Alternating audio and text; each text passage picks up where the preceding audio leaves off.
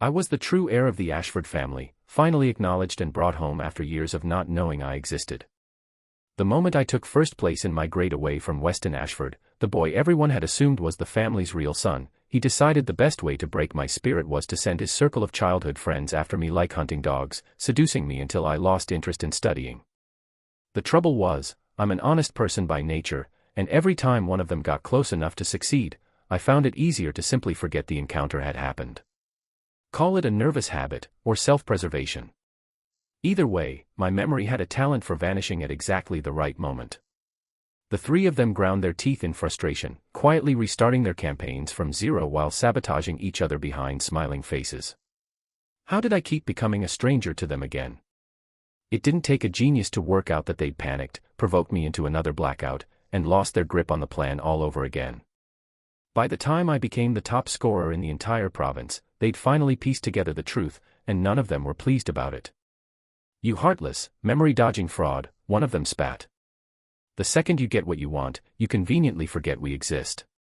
Yet somehow you never once forgot how to answer a test question." Chapter 1. After the final bell rang, I was packing my bag when a head of fiery red hair pushed into my line of sight.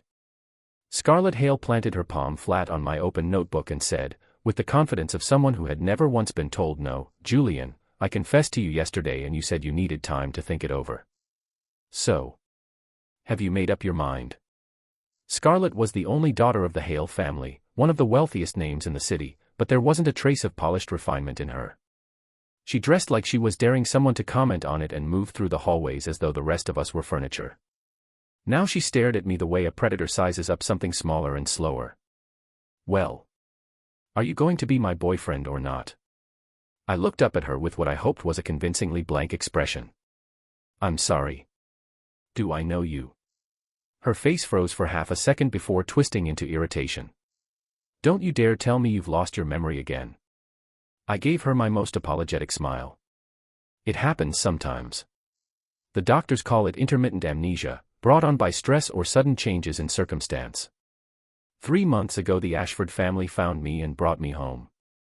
My new parents were courteous enough, though there was always a wall between us. They pulled me out of the countryside, enrolled me at Kingswell Preparatory Academy where Weston studied, and my new mother reminded me constantly that Weston had a weak heart, that bringing me into the household had already strained him, and that as the older brother I needed to make allowances. Weston had never once treated me like a brother. He didn't so much as look at me until the midterms, when I took first place away from him. The shock sent him into such a fury his heart gave out and he was rushed to the hospital that afternoon. That night, after study hours ended, I walked over to deliver my class notes to him. I was outside his private room, hand raised to knock, when I heard his voice through the gap, sharp with anger. "He just transferred in. How does someone like that outscore me by 50 points? I stopped moving. Through the half-open door I could see Weston, flushed and agitated, surrounded by 3 strikingly beautiful girls. Scarlett let out a disdainful laugh. He probably cheated and didn't even bother hiding it. Eager to salvage his pride, Weston threw out promises like they cost him nothing. He's a country kid who's never held a girl's hand. Whoever hooks him completely, gets him addicted to something other than studying, I'll sign over the villa on the south side of town." Scarlett jumped in immediately. "A pushover like that?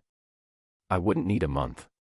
One crook of my finger and he'll be following me around like a dog." Beside her, Vivienne Voss, the school's reigning beauty, raised an eyebrow with sudden interest. "A game to train a boy like a pet. Count me in." Weston smiled at their enthusiasm. His fiancée, Delphine Bennett, rolled her eyes. "Don't you two already have enough admirers? Fine, go play your little game. At least it'll free up some of his evenings so he can take me shopping for once." Weston pinched her cheek fondly, and the 4 of them dissolved into laughter. I stood frozen outside the door for a long moment, then lowered my head, dropped the notebook I'd carefully prepared into the nearest trash bin, and walked away. Chapter 2. From that day forward, the campaign against me began in earnest. Heart-shaped breakfasts appeared on my desk every morning without repeating a design. Limited edition sneakers showed up in my locker. Someone left an entire gaming console in my dorm room, for a boy whose only real hobby was solving equations. As an honest person with no gift for confrontation, I never knew how to turn any of it down, so I accepted each gift with an awkward thank you. Accepting a gift, of course, is not the same as accepting a relationship. Scarlett was the most relentless of the three. Once she decided we were friendly enough, she dragged me to a gaming lounge, expecting the bookish transfer student to embarrass himself. 2 rounds in, I'd picked up the mechanics and started carrying her instead. "You've got this slow, harmless look, but you pick things up fast," she said, staring at me like she was seeing me for the first time. She decided we understood each other after that, started sharing her interests, and invited me to a concert. The next day, I lost my memory. The timing could not have been more convenient. Weston, determined to frame me, staged a fall down a flight of stairs and made sure I tumbled alongside him. Years of farm labor had left me sturdy enough that the fall didn't so much as bruise me, but appearances mattered, so I went limp and conveniently blacked out again. At the hospital, Scarlett turned on Weston with unexpected fury. "You're not even asking if I'm all right, and you're blaming me for the transfer student losing his memory." She stomped her foot. "How was I supposed to know he has intermittent amnesia? I spent a month getting him to trust me and now it's wasted." She left him with one warning. "Stay away from Julian from now on." Undeterred, she recruited her 2 closest friends for a second attempt. Delphine cooked a home-style dinner and invited me over, while Vivienne dressed in something far more revealing than usual and asked me to help her study. That night, the 4 of us drove to the hills for a meteor shower that only came once a decade. I was exhausted, and somewhere before the first streak of light I fell asleep against my own hand, missing the whole spectacle along with the moment Scarlett's ears turned pink beside me.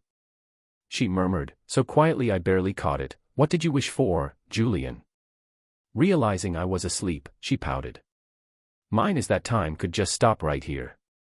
I was, in my drowsy way, genuinely moved. These last days had been more indulgent than anything I'd allowed myself in years, and it really would be for the best if time stopped there. The next morning, I lost my memory again. Chapter 3. This made 3 attempts now, and Scarlett threw herself into it with the same fire she brought to everything, even showing up at the library every evening, a place she claimed to despise. I couldn't help thinking that if she poured this much effort into her coursework, she wouldn't rank so consistently near the bottom of the class. The following weekend, she decided the moment called for something dramatic. A group of thugs chased her, visibly terrified, straight into the restaurant where I worked part-time. I stepped in without a second thought, took them down, and picked up a slash across my forearm for the trouble. Scarlett knelt beside me afterward, hands trembling as she wrapped the wound, tears streaking down her face. "Are you an idiot? Getting hurt like this for me?" When she stopped me from calling the police, insisting she didn't want to make a scene, I understood exactly what this was, another chapter in their little game. If getting roughed up on purpose could earn someone a beachfront villa, I'd have considered hiring the thugs myself. Once I'd gone quiet, she seized her opening. "Julian, I like you. Will you be my boyfriend?" She tried to hold her composure, but the blush spreading to her ears gave her away completely. I looked past her, at the wrecked restaurant and the elderly owner curled in the corner clutching his chest, and felt my stomach turn. Scarlett caught the look on my face and misread it entirely. "You really don't remember anything? You fell for me that day, you got hurt trying to protect me, I just confessed to you, and you have nothing to say." I scratched the back of my head, genuinely bewildered. "Could you help cover the medical bills?" Chapter 4. Once she accepted I'd lost my memory again, Scarlett's disbelief curdled into full collapse. 3 attempts, each closer than the last, and this time she'd been a single sentence away from success. I slipped away while she was still processing, and she came after me the moment it clicked. I turned a corner and felt a slender arm yank me into a hidden alcove. In the dim space, Vivienne pressed a finger to her lips, gesturing for silence.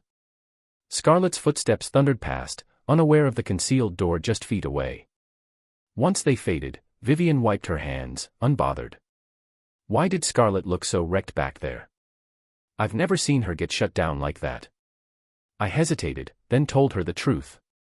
Vivienne studied me before bursting into laughter. She was exaggerating. "You got that cut from tripping, nothing more dramatic."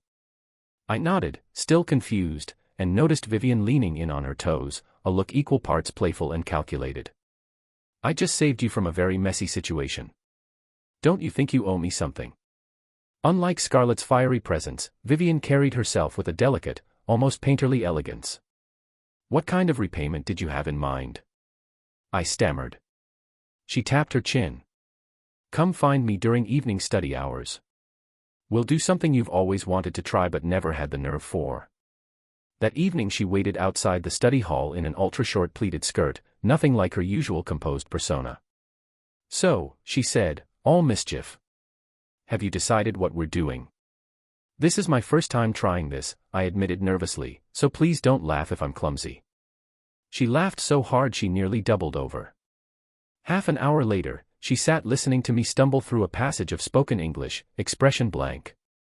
"The thing you've always wanted to try," she said flatly, "was practicing your pronunciation." I nodded, sheepish. "I learned English the way we learned it back home, all reading and no speaking. Weston makes fun of my accent whenever I try." I thanked her sincerely. "You're kinder than people give you credit for." Chapter 5. She sat stunned before dissolving into laughter, leaning her head against my shoulder. "You really are something else. Now I understand why Scarlett won't let go of you." For weeks after that, I made a habit of finding her every evening. Good conversation partners for spoken English are hard to come by, and once I started I threw myself into it completely.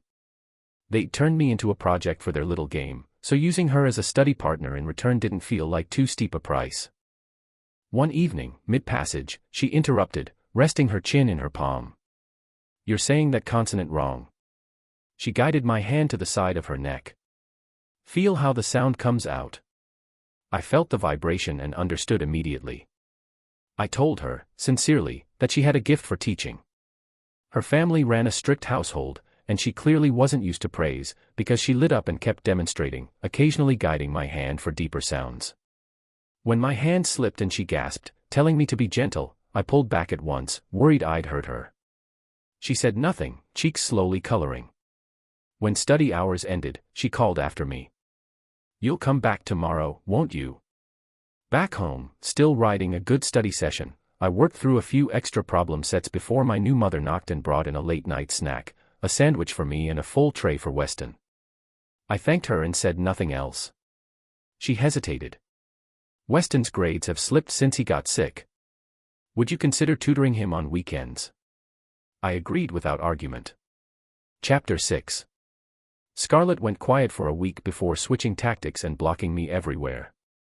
With no other option, I spent every evening with Vivienne, and she seemed to understand without being told, quietly switching classrooms with me each night to avoid her. "Do you really dislike Scarlett that much?" she asked once, testing the waters. "Not exactly. I just don't know how to face someone I can't remember, and her temper runs hot." "You're gentler." She'd nod and go back to her notes, cheeks faintly pink. Unlike Scarlett, Vivienne was the student council president, poised and disciplined, the kind of student teachers held up as an example. Delphine called her too, asking her to come shopping, only to be turned down again and again. "You and Scarlett have both been acting strange," she complained. "Now even you disappear every evening." As my study partner, Vivienne was genuinely useful, and I kept up the habit of complimenting her progress, and once I'd run out of academic things to praise, her looks and her temperament. She seemed to take it as encouragement, because her outfits at our sessions grew lighter and more deliberate by the week.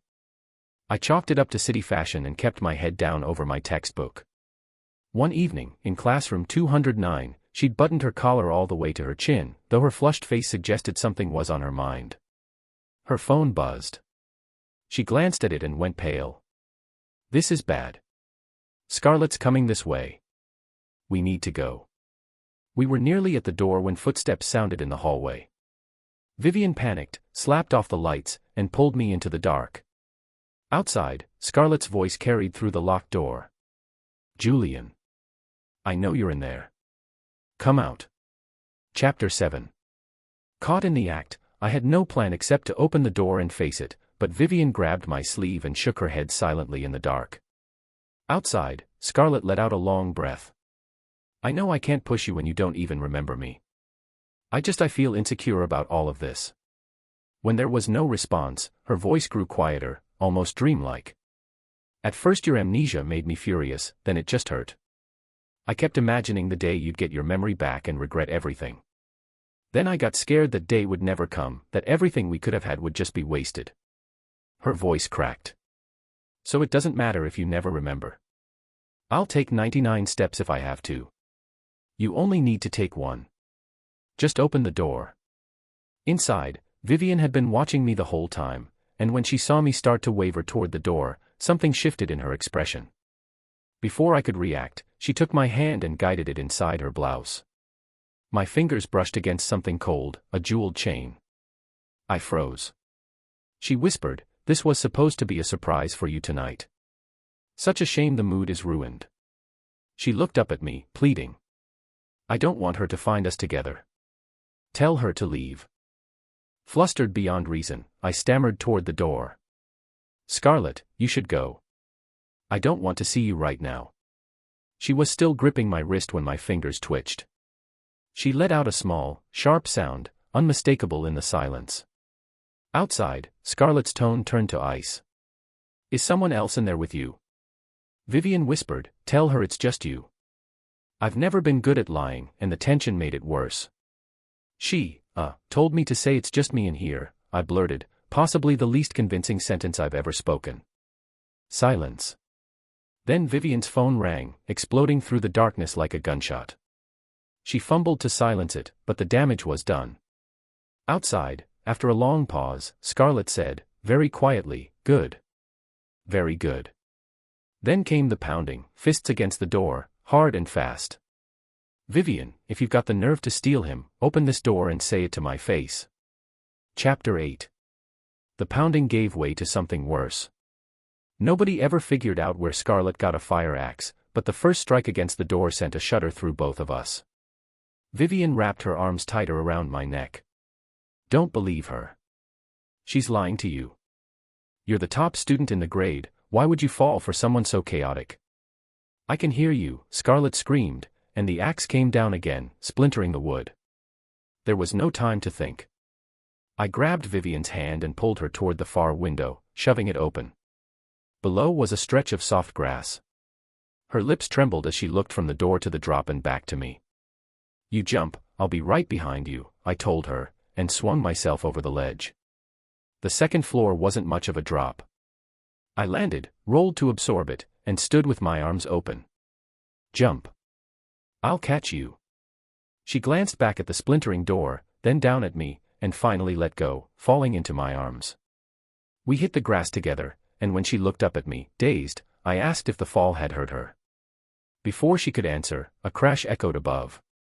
The door had given way completely. Chapter 9. I grabbed my bag, took her hand, and ran.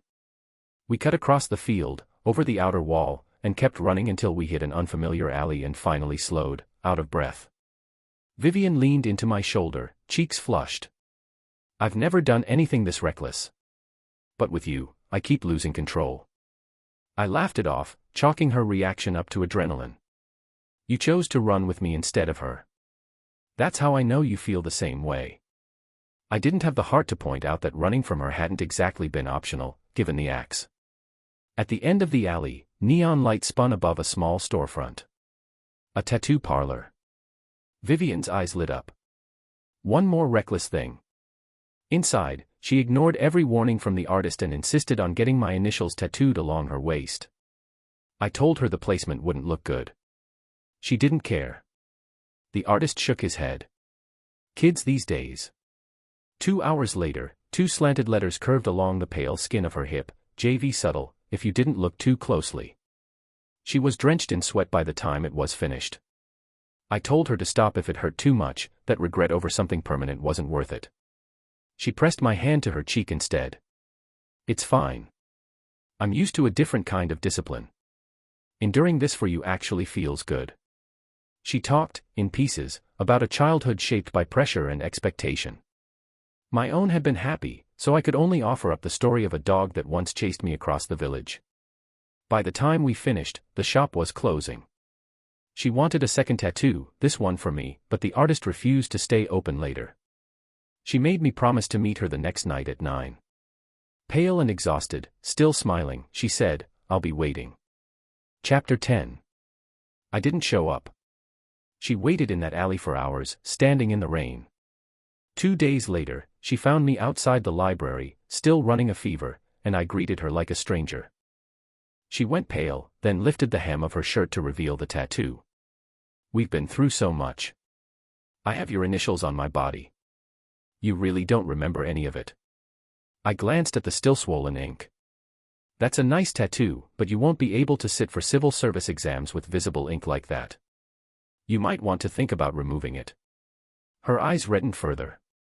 From the shadows came a low, mocking laugh as Scarlett stepped into view, eyes flicking over the tattoo. Who says those letters are even his initials?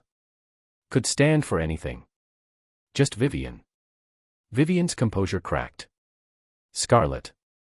The two of them, easily the most talked about girls on campus, drew a crowd within seconds. Was this you? Vivienne demanded. You couldn't stand that he chose me, so you deliberately provoked another blackout. Scarlett, with no idea what had actually triggered it, was happy to take credit anyway. You're allowed to steal someone else's men, but I'm not allowed a little payback. Vivienne lunged, was shoved aside, and the tension was one spark from exploding when Delphine arrived, arms full of shopping bags, and threw herself between them. Enough, both of you. Don't destroy your friendship over a guy who isn't worth it. Scarlett shoved her away. Stay out of this. Delphine turned to Vivienne instead. Doesn't this seem strange? He forgets everything about the two of you, but never how to solve a problem. What if this whole thing is designed to turn us against each other? Vivienne paused, then looked at me. Can you explain that? I scratched my head. I don't remember solving the problems, honestly. They just feel familiar when I see them. Vivienne's eyes brightened. Familiar. Do I feel familiar to you? I studied her face, then let quiet surprise cross my own. I think I do remember something. I remember protecting a girl in a restaurant. I didn't understand my own feelings until she was in danger, and then I knew I'd do anything to keep her safe. I assumed that girl was Scarlett. But you said it wasn't. I smiled at Vivienne. Now I remember. It was you. Scarlett's eyes went glassy with rage. Vivienne, I am going to end you. Chapter 11. What followed was less a fight than a full-scale skirmish. Scarlett went all in, swinging without restraint at Vivienne's face. Vivienne, for all her delicate composure, gave as good as she got. Delphine tried to separate them and caught blows from both sides. By the time security pulled them apart, Scarlett was covered in scratches, Vivienne had a mild concussion, and Delphine had taken a few stray hits herself. The principal, faced with 3 of the city's wealthiest families colliding in his hallway, could do nothing but start dialing parents. When Desmond Hale learned his daughter had gotten into a fight over academic rank, he was, briefly, thrilled, until he arrived and discovered the actual top student was a boy. Ah, he said, recalibrating instantly. That makes considerably more sense. The gathered parents quickly pieced together the whole story. Desmond's expression darkened. Training a boy like a pet, is that your idea of a strong, independent woman? Dressing up cruelty as empowerment doesn't make it any less cruel. This is how you've been treating people at school. Scarlett hesitated, then, without dragging Weston's name into it, said stubbornly, yes, it was my idea. But I don't feel that way anymore. Once Julian and I are together, I'll make up for everything, whatever it takes. Desmond laughed, more exasperated than amused. Your grandfather has spoiled you rotten. Wait until we're home. You're grounded. When I was called in, Desmond insisted his daughter apologize, but Graham waved it off. No need. A man shouldn't fuss over squabbles with girls. Besides, his memory's so unreliable, there's hardly a point. I listened to him deflect, then finally asked, can I go back to the library now? What I didn't hear, as everyone filtered out, was Desmond telling the principal that the Ashford's new son seemed far steadier than the one they'd been raising. The principal agreed at once. I'd come in with average marks and climb to the top of the grade in 3 months, 50 points ahead of second place. Desmond raised an eyebrow, filing that away. Chapter 12. After the library incident, both girls were placed under house arrest, forbidden from disturbing me before exams. Delphine took to bringing me breakfast most mornings, always careful to specify it had been made by her best friend. That same night, apparently, Scarlett stormed into Vivienne's hospital room and slapped her again despite the concussion. With finals bearing down, I kept up the weekend tutoring sessions with Weston, explaining problems in a clinical tone while he ignored me, grinning at his phone as he messaged Vivienne asking how she felt. One reply asked, too innocently, what kind of breakfast I liked. Weston slammed his pen down. Is that tattoo actually your initials or not? Don't remember, I said flatly. Probably not. He sneered. Why would someone like Vivienne ever look twice at a country transplant like you? I packed up my notes and left. Finals arrived on schedule. I came down with a cold the morning of the math exam and spent the whole test with a foggy head and cold sweat down my back. Delphine, seated behind me, asked afterward how it went. I told her, honestly, that it had gone fine. She muttered, that wasn't even what I was asking about. Grading moved quickly, and report cards reached parents that same night. I was summoned upstairs to a study room thick with tension. Weston sat with his head down, having dropped past 50th place. I, predictably, had come in first again. Weston spoke up before anyone could accuse me of anything. The exam was just harder this time. It's not because Julian taught me wrong. Graham turned on me anyway. You knew he'd been sick because of you. So how exactly were you tutoring him? Weston sighed theatrically, as if he'd suffered a devastating blow. Watching them fuss over him, I felt the conversation lose meaning. I went back to my room, locked the door, and started on a fresh set of problems while they pounded outside, demanding to know what kind of attitude this was. I put on my headphones and kept working. Chapter 13. The next evening brought the school's annual parent meeting, the one occasion each year when every family, no matter how busy, was expected to attend. Officially it was a chance to review academic progress. In practice, it functioned as a stage for wealth and status. After opening remarks, the ceremony moved into awards, starting with the top 10 in each subject and building to the top 10 overall, each student walking up with a parent to collect their certificate and pose for photos. Weston placed in the top 10 for English, and Graham went up with him, donating a set of rare English texts to the school library on behalf of the family, one arm draped proudly around Weston's shoulders for the cameras. Then came the overall top 10. When my name was called, I closed my notebook and stood up alone from the back corner. As I crossed the stage I realized there was no one beside me. Graham didn't move. The other 9 students and parents were already lined up. The principal scanned the crowd, confused, and repeated the request for my parent to come forward. Graham said nothing, only patted Weston's shoulder. Weston shot me a smug little shrug. Silence stretched through the auditorium. Whispers started. The Ashfords clearly don't think much of that new son. Whatever he's done, they shouldn't humiliate him like this. I heard he's been scheming since the day he arrived. I stood alone under the stage lights, feeling every gaze in the room, curious, mocking, some genuinely uncomfortable on my behalf. This was supposed to be a moment of pride, and instead the lights just made my eyes sting. I kept my back straight. My parent must have stepped out. I'll accept it on my own. Please adjust the staging. The principal was reaching for his handkerchief when a steady voice cut through the silence from the front row. Since no one else is coming forward, I'll stand in. No need to rearrange anything. I'll take the parent's place for this one. Chapter 14. Desmond Hale rose from his seat among the board members, drawing gasps from every direction, and walked to the stage with unhurried confidence. The principal blinked. Chairman Hale, this. Desmond glanced toward Graham and Weston, still seated, still silent. Seems there's a missing parent. I'll fill in. Any objection? None at all, the principal said quickly. Murmurs rippled through the audience. The CEO of the Hale Group, stepping in personally. The Ashfords have really overstepped this time. Someone added, my daughters mentioned him. Quiet, patient. I don't buy that he's the troublemaker they're making him out to be. Desmond crossed the stage and stopped beside me. Standing alone hadn't rattled me, but having someone beside me now made my voice catch. You're up here for me, I managed. What about Scarlett? He laughed under his breath. Has that girl ever won an award in her life? The principal and the hostess approached with the certificate. I took it while Desmond lifted the heavy trophy for the photo. Confetti cannons fired. Gold ribbon drifted down over our heads as applause rolled through the auditorium. Across the room, Graham and Weston had gone pale. Desmond kept his composed smile for the cameras and spoke to me quietly. "Gio, may I call you that? I've been trying to think how to make up for what Scarlett put you through." He handed me the trophy. "So, in honor of your first-place finish, I'm establishing a scholarship in your name, funded out of Scarlett's trust. How does that sound?" Before I could answer, he'd already told the principal, who beamed into the microphone and thanked him for his generosity. Another wave of applause.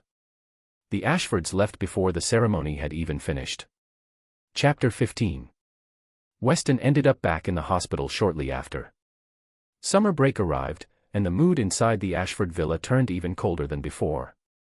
Over dinner one night, I finally worked up the nerve to say, I'd like to apply for on-campus housing next semester. Cutlery hit the table hard. Living on campus.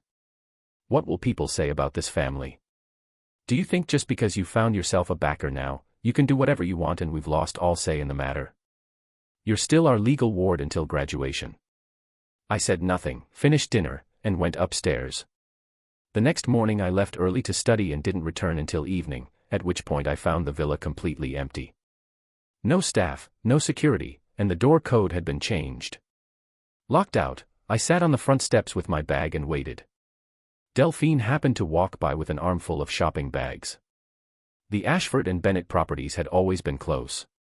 She hesitated, then sat beside me. Weston mentioned everyone went to the coast. You didn't go. Nobody told me, I said. Their phones are off and the door code's changed. I can't even get inside. She was quiet for a moment. So you've got nowhere to go right now? I nodded.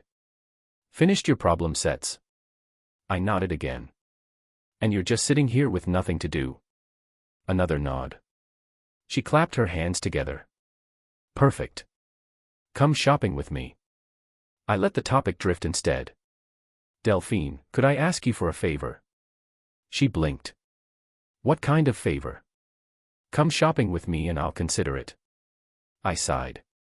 First, take me to your place. I need to borrow something. Chapter 16. Half an hour later, carrying an axe I dug out of the Bennett family's basement, I kicked open what remained of the Ashford villa's front door. I handed the axe back to a stunned Delphine. Thanks. I picked this move up from your friend. Without waiting for a response, I went upstairs, packed my things, then came back down for the axe and smashed every door in the house off its hinges. They wanted to lock me out. Fine. No one in this house got to have a door either. I stopped in Weston's room to destroy his computer and figurine collection while I was at it. Satisfied, I dragged my suitcase downstairs and found Delphine standing in Weston's wrecked doorway, holding a scrap of paper covered in idle scribbles. One name kept appearing, Vivienne. I hesitated. You. She glanced at it once and tossed it back onto the floor. Weston and I have been engaged since childhood. Anyone with eyes can see he cares more about Vivienne, and sometimes Scarlett, than me. Most arranged matches in our circle are just for appearances. Real mutual affection, like Scarlett's parents, is rare. I didn't know what to say to that. The idea of marrying without genuine feeling was foreign to me, but I let the loneliness in her expression pass without comment. As long as you're happy, I offered. Her brow furrowed. I'm not. She caught herself, embarrassed, and noticed the suitcase. You're running away. No. It's summer break. I'm going home to bring in the early rice harvest. She frowned, then remembered I'd only been at the Ashford estate a few months. I've never seen the countryside. Is harvesting rice fun? More fun than shopping, at least. She told me to wait, disappeared, and returned with the Bennett driver already pulling up outside. Get in. I'm coming with you. Chapter 17. 3 hours later, on the outskirts of the city, the car stopped in front of a modest 2-story farmhouse. My grandmother came out to meet us, leaning on her cane, face lighting up as she reached to touch my cheek. You've gotten thinner. Is city school working you too hard? I smiled. It's tiring, but the resources are better.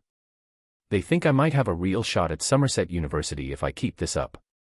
I introduced Delphine, and my grandmother pinched her cheek warmly. So this is my future granddaughter. Call me Grandma too. Delphine's face went bright red, searched for a rebuttal, found none, and settled for a soft, Grandma. The weeks that followed were simple and unhurried. Delphine insisted on working the fields alongside me, and once I'd taught her the basics, she turned it into a competition, determined to outpace me despite never having done manual labor in her life. Her stamina, likely built up from years of marathon shopping trips, proved surprisingly strong. Under the eaves, my grandmother sat chatting with old friends. One nodded toward the fields. Is that the granddaughter-in-law your grandson brought home? At that moment, Delphine tied off a neat bundle of rice stalks and hurried over to show it off, glowing. I stayed composed and patted her on the head. My grandmother fanned herself and smiled. That's what they call a woman who holds up her half of the sky. Chapter 18. By the time a few more weeks passed, Delphine had picked up harvesting, plowing, and transplanting seedlings, and had even made friends with the dogs at the edge of the village. With the new semester approaching, I filed for campus housing. The night before we returned, 2 cars pulled up at the village entrance. Scarlett and Vivienne had spent the break under house arrest, buried in applications, but they'd finally snuck away to see me. Scarlett arrived with several boxes of fireworks and dragged everyone up to a clearing on the hillside. Under a wide, quiet sky, she lit the first fuse. The fireworks bloomed one after another, and Delphine muttered, watching a whole box burn through in seconds, "These cost 20,000 a box, and they're gone that fast." Scarlett patted the remaining boxes smugly. That's why I bought 10. I kept my mouth shut about the fact that, bought properly, they'd have cost a fraction of that. As the sky lit up again and again, Scarlett and Vivienne exchanged a guilty look. "Julian, there's something we need to tell you." Between explosions, they walked me through the entire scheme from the beginning, no parents forcing their hand this time, no performance to keep up. "I'm sorry," Scarlett said, more serious than I'd ever heard her. "I really am." Her attitude toward me had started as arrogant dismissal, the reflex of someone who'd never once been told no, except by me.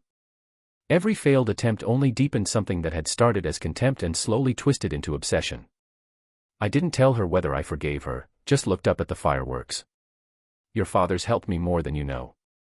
I won't hold any of it against you." She took that differently than I meant it, ears turning red. "He likes you a lot too." Her voice trailed off until she turned away, flustered, and went to get water. Once she'd stepped away, Vivienne moved closer. "I had my own prejudices about you at first, but the more time we spent together, the more your focus quietly won me over." Jealousy toward Scarlett's closeness with me, mixed with the thrill of the game itself, had pulled her further in than she probably intended. "I know you don't remember any of it, but I'd be willing to start over as many times as it takes." I caught the weight under that sentiment and stepped back, right into Delphine. I caught her by the shoulders on instinct, then let go. She lowered her head. "I'm sorry too, for going along with it. Let's come back every summer and help your grandmother with the harvest." Chapter 19. As fresh fireworks lit the sky, Scarlett returned and Vivienne changed the subject before anything else could ignite. "Is the amnesia something you were born with? Is there any way to treat it?" I thought about it. The first time was the day I moved into the Ashford house. It was pouring rain, I got soaked and came down with a fever. The staff put me in an old signed jersey since nothing else fit. When Weston saw it, he flew into a rage and came at me. I fought back on instinct, and he grabbed his chest and nearly collapsed. That's how I learned the jersey was something he'd treasured since childhood, and his heart condition was serious. The Ashfords ordered me to kneel and apologize. These were the parents I'd spent years imagining, and the first real expression I saw from them was disgust. I refused until Graham kicked the back of my knee hard enough to buckle it. Something in me gave out, but I forced myself back up and kept staring him down. I passed out soon after. When I came to, they were watching me with complicated expressions, and I decided to pretend none of it had happened. I saw the relief on their faces the instant I said I couldn't remember. So I think the amnesia is just my brain protecting itself. I'm telling you this the way it was told to me, by the family cook, months later. I don't actually remember any of it firsthand. Everyone went quiet. Whatever the Ashfords' coldness or the girls' game had cost me, none of it ever made me think of myself as a victim. Years ago, a hospital mix-up had switched 2 newborns. I hadn't grown up wealthy, but the parents who raised me loved me without reservation. They died in an accident when I was 12, and I'd still had my grandmother after that. My childhood, until then, had been genuinely happy. Hearing about Weston's game, if anything, made me feel sorry for him. What kind of emptiness needs someone else's humiliation just to feel whole? The fireworks thinned out. After a long silence, Scarlett spoke, her voice catching. If you hadn't been switched at birth. Vivienne finished the thought gently. The 4 of us would have grown up together. Delphine perked up. Wait, wouldn't that make me his fiancée?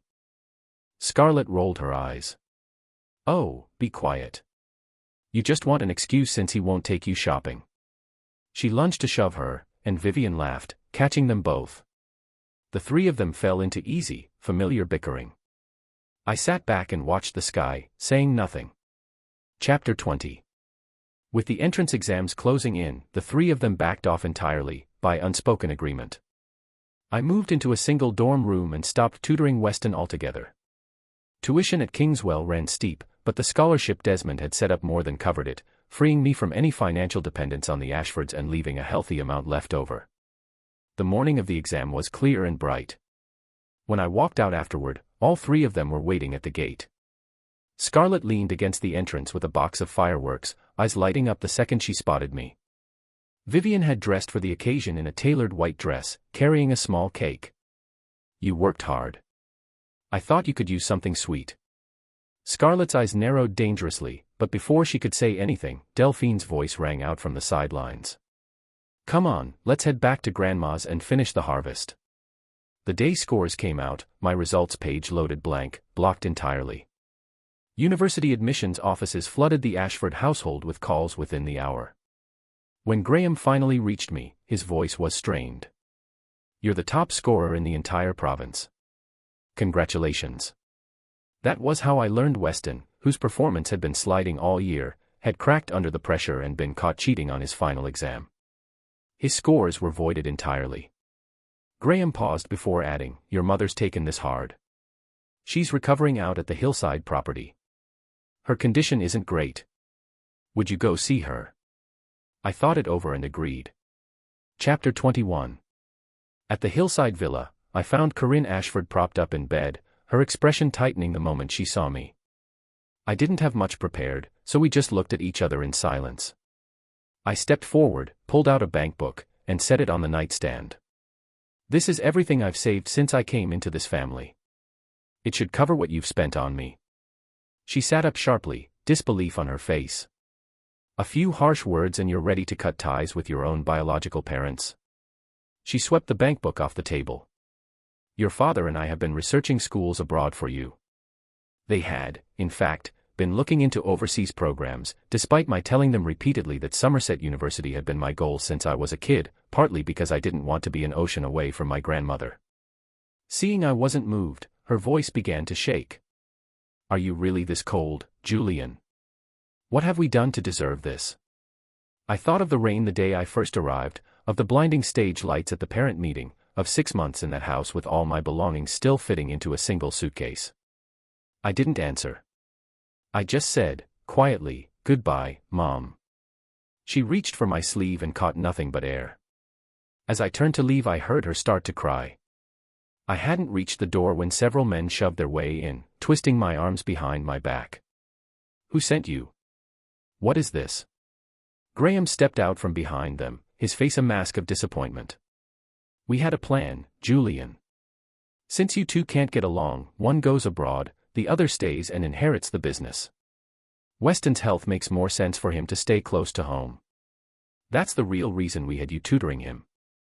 He signaled for my phone to be taken. But you've disappointed us badly. Take a few days to think it over. The door slammed shut and locked behind me. Chapter 22. They kept me under guard in shifts, meals delivered on schedule and nothing else, the plan apparently being to hold me until the deadline passed while telling everyone I'd gone abroad on vacation. I stood at the window, calculated there was no safe way to jump, and started tearing bedsheets and curtains into strips to braid into a rope. On the second day, Weston showed up, noticeably thinner. The Bennett family's trying to break off the engagement. Delphine told her parents she was always meant to be paired with you. The Hale and Voss families are pressuring our parents too. Mom and Dad are drowning. I'd just hidden the half-finished rope when he laughed, cold and bitter.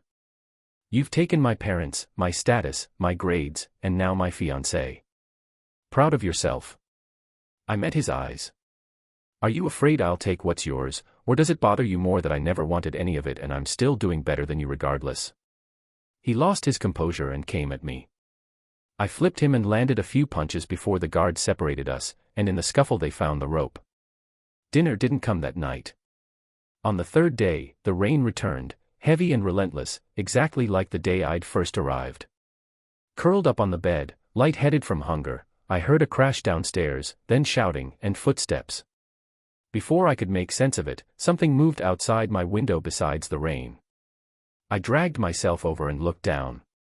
Vivienne stood below, soap through, pointing at an air cushion on the ground, arms outstretched. Jump.